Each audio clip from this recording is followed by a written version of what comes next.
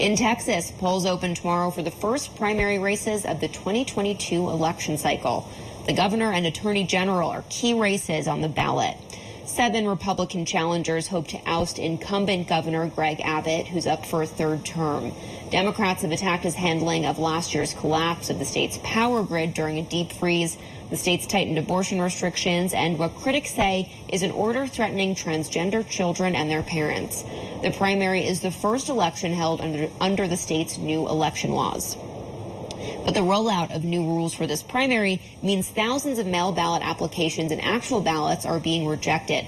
Congressional correspondent Nathaniel Reed spoke with Texas voters and advocates about the challenges they've faced.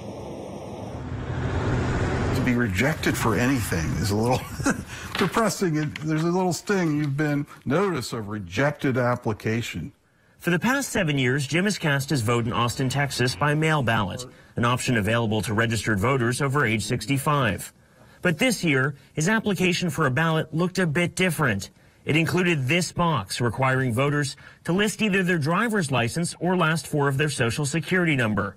Jim chose to enter his social. But on the day before the deadline to register for vote by mail in the 2022 primaries, he received a form letter with print so small he needed reading glasses. There is a long list in tiny print of 16 regulations that must be met.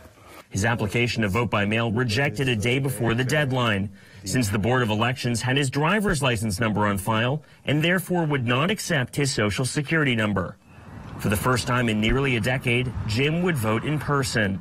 The new regulation, just one part of Texas's SB 1, a newly implemented sweeping election integrity law passed by the Republican majority state legislature and signed by the state's Republican governor. The bill empowers partisan poll watchers and bans ballot drop boxes, drive-through voting, and 24-hour poll sites. It also places new restrictions on vote by mail, including adding an ID requirement. After the laws started to take effect, we had a ton of people who just didn't know what parts happened and which parts didn't.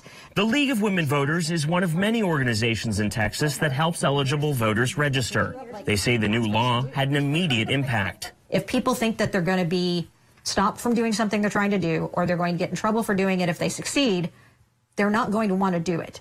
And the more obstacles you put in their way, the more likely they are to give up. The new measures and ballot access are front of mind for voters in liberal Travis County, home to Austin. Here, 71% of voters cast ballots for Joe Biden in 2020. I think it's okay with having 1 or 2 verifications, but also limiting hours and limiting access and having polling places that aren't conducive to everybody. It should be easier, not harder. As a black woman in America, it is sort of foundational that this country has not provided equitable access to voting.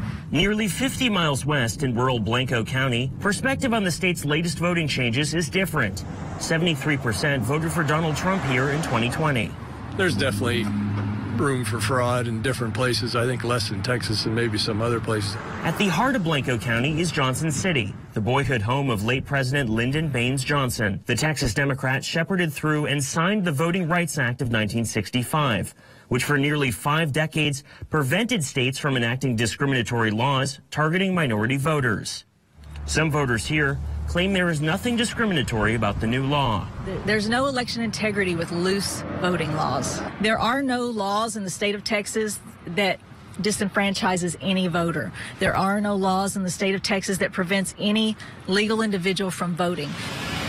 Back in Austin, we had gotten to really like voting at home by mail and sending it in plenty of time and being safe away from COVID and so forth. And we lost that. Jim says despite his rejected application to vote by mail, the new regulations leave him undeterred. Certainly we'll try again.